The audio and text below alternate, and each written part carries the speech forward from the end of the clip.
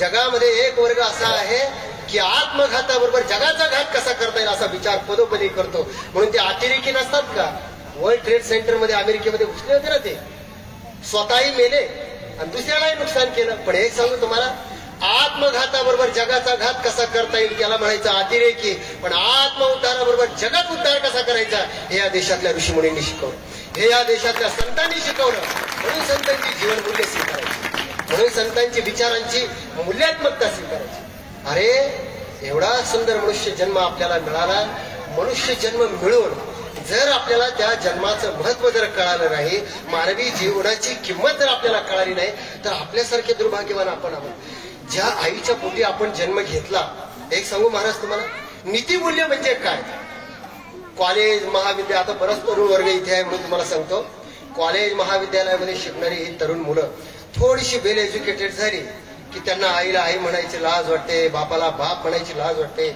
एक सांगू तुम्हाला, जो माणूस, तुम्ही आयुष्यामध्ये किती मोठे व्हा, तुम्ही आयुष्यामध्ये किती मोठे व्हा, जगामध्ये जो माणूस आपल्या आईबापांचा आदर करतो, जो आपल्या आईबापाला देव मानतो, त्याला कुठल्या मंदिरात जाण्याची गरज नाही. ही आमची संस्कृती आम्हाला सांगते, ही आमची परंपरा आम्हाला सांगते. कारण ज्ञानोबांनी स्पष्ट लिहिलं, तुकोबांनी लिहिलं, माय बाप काशी त्याने न जावे तीर्थाशी, सकळ तीर्थाची धुरे जे का माता पितरे तयांच्या सेवे शरीरे निंबरोण केली. आई वडिलांची सेवा केली पाहिजे. आपलं कसं आहे, 4 धाम यात्रा करण्यावर एवढा भर आहे आणि बाप तिकडं बिना भाकरीचा मरतो, ते मात्र पाहायला तयार नाही. अरे एक सांगू, आज या गादीवर तुम्हाला मी सांगतो, तुम्ही विठ्ठलाच्या मूर्तीची प्राणप्रतिष्ठा करताय, विठ्ठल रुक्मिणी मंदिराची, आणि ज्या प्रभू रामचंद्राचं अयोध्येमध्ये आता आगमन होत आहे, ज्यांची प्राणप्रतिष्ठा करतोय आपण, प्रभू रामचंद्राच्या चरित्रातून आपण काय शिकायचं? अरे बापाच्या वचनाकरता 14 वर्षाचा वनवास सहन केला ते प्रभू रामचंद्र आहेत, हे लक्षात ठेवा. या दृश्याची श्रेष्ठ परंपरा हे आम्हाला समजून घ्यावं लागेल.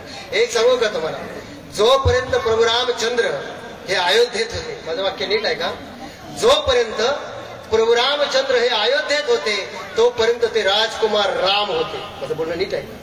जोपर्यंत प्रभू रामचंद्र हे अयोध्येत होते तोपर्यंत ते फक्त राजकुमार राम होते.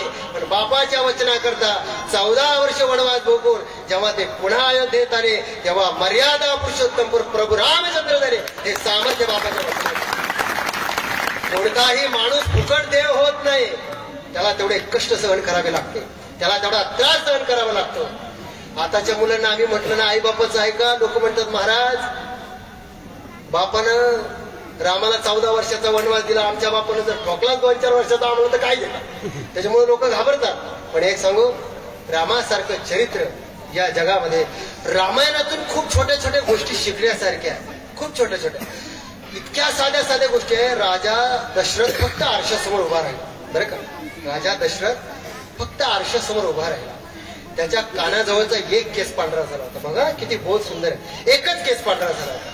तर राजा दशरथ असं म्हणतो, माझा एक केस पांढरा झाला, माझ्या लक्षात आलं की मला अपक्षयते नावाची अवस्था प्राप्त झाली, मी माझं राज्य रामाला दिलं पाहिजे. म्हणून त्यांनी घोषणा केली की आता राम गादीवर बसेल. एक केस पांढरा झाला म्हणून राजा दशरथानं गादी सोडली. आताच्या दशरथाबद्दल बोलू नका, आता रामाचे सगळे केस पांढरे होतात तरी दशरथ गादी सोडायला तयार होतो. ही आजच्या ज्ञानाची शोकांतिका, ही आजच्या काळाची शोकांतिका. अरे ज्यांना समजलं त्यांना ठीक आहे. आमचे सुरासे सर खूप छान म्हणत असतात, ते म्हणतात विरोध कळायला सुद्धा एक पातळी लागते बरं का. नाही तर तुम्हाला सांगतो, काही लोक रात्री घरी गेल्यानंतर झोपल्यानंतर 12 वाजता उठून हसतात, काय महाराजांनी विनोद सांगितला होता. अरे तिकडे महाराज मरायची वेळ आली होती, तिथं मंडपात हसायचं ना. विनोद कळायला सुद्धा जे गांभीर्य लागतं, जो विषय समजला, रामचरित्रामध्ये या गोष्टी आहेत. एक सांगू तुम्हाला, माणसं जर बांधावून भांडत असतील, भावाबरोबर जर भांडण करत असतील, तर खरंच रामचरित्र आम्हाला कळलं का? हा विचार करण्यासारखी गोष्ट आहे.